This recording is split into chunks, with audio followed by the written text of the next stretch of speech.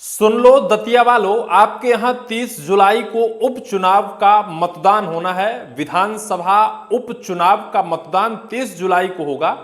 उससे पहले आपको भारतीय जनता पार्टी में मतदान करना है।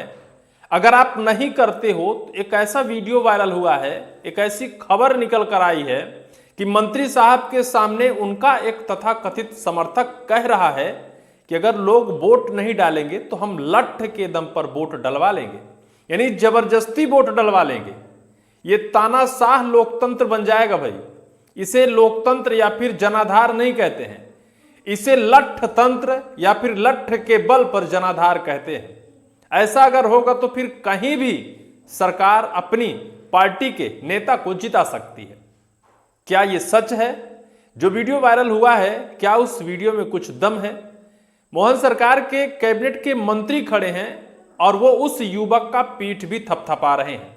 ऐसे थपथपा रहे हैं जैसे उसने बीजेपी के लिए कुछ बड़ा कर दिया हो।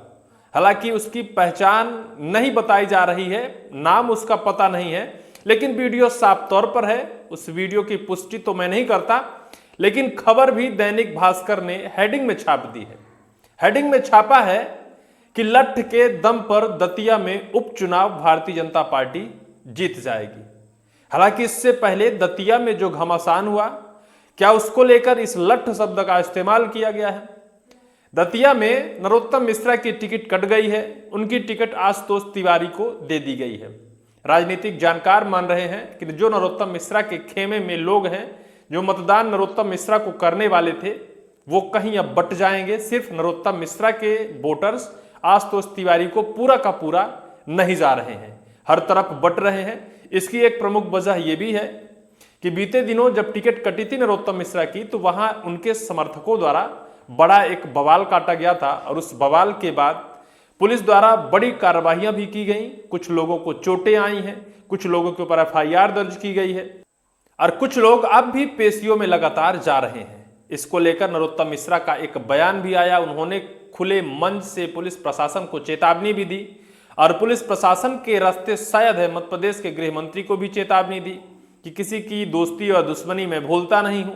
और फिर इसके बाद नरोत्तम मिश्रा अपने कर्तव्यनिष्ठ पर चल दिए, क्योंकि बीजेपी आला कमान का साफ तौर पर निर्देश है कि नरोत्तम मिश्रा, आपको टिकट अगर नहीं मिली है, आशुतोष तिवारी को मिली है, तो यह समझिए कि आपको ही मिली है और उतनी ही ताकत के साथ आपको बीजेपी को जिताना है।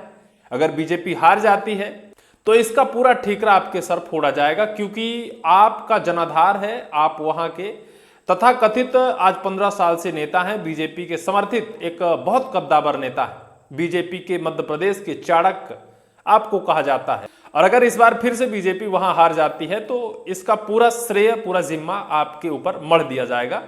इसके बाद नरोत्तम मिश्रा भले चाहे आंसुओं को घुटक गए हों, अपने दर्द को पी लिया हो, लेकिन अब वो मैदान में उतर गए हैं।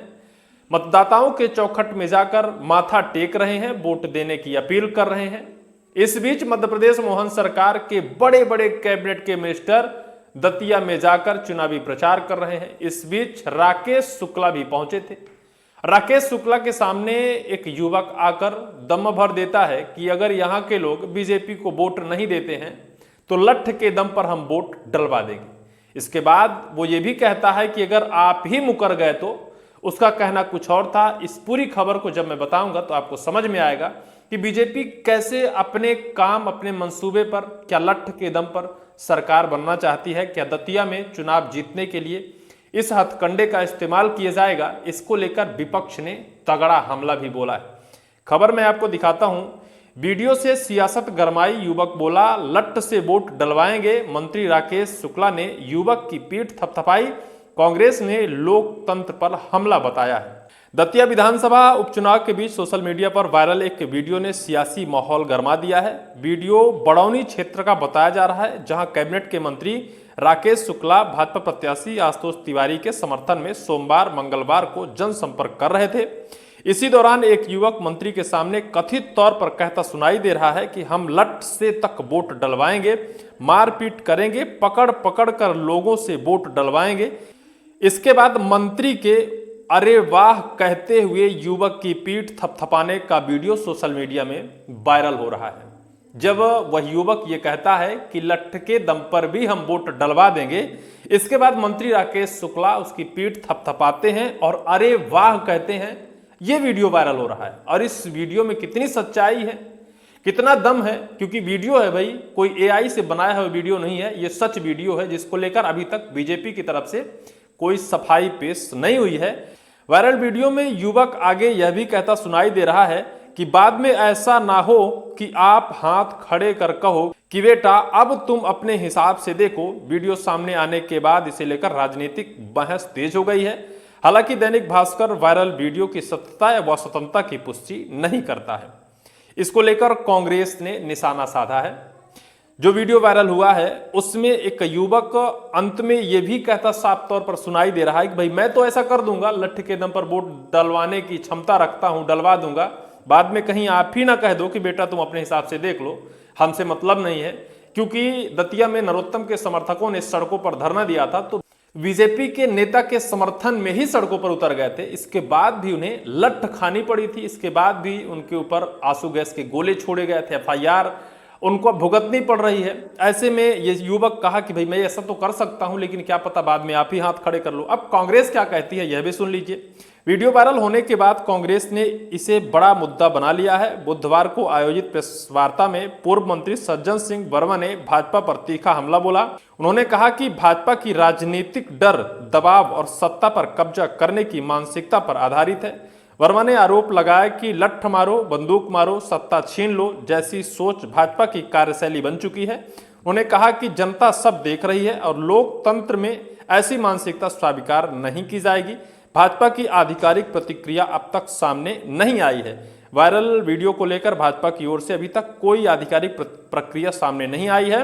हालांकि चुनावी माहौल के बीच इस वीडियो को लेकर दोनों दलों के बीच बहस छिड़ गई है। अभी तक बीजेपी ने सफाई नहीं दी है, लेकिन पूर्व मंत्री सज्जन सिंह वर्मा ने तगड़ा हमला बोला है। उन्होंने कहा कि सत्ता छीनने के लिए लठ मारो, बंदूक मारो, सत्ता छीन लो जैसी सोच भाजपा की कार्यशैली बन चुकी है।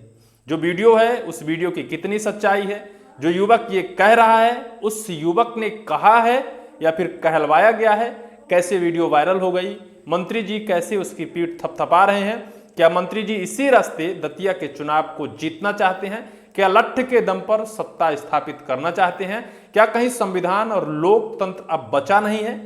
आखिर क्या है इसकी सत्यता तो तभी पता चलेगी जब सरकारें इसकी जांच कराएंगी, इसकी पुष्टि होगी, पता चलेगा कि क्या सच है क्या झूठ। हालांकि हो सकता है कि बीजेपी की आधिकारिक प्रतिक्रिया इस पूरे मामले पर निकल कर आए, अभी तक नहीं आई है। इस पूरे मामले को लेकर आपकी क्या राय होगी? दतिया की जनता इस पूरे मामले को लेकर क्या कहना चाहती है? कमेंट सेक्शन में कमेंट जरूर करेगी।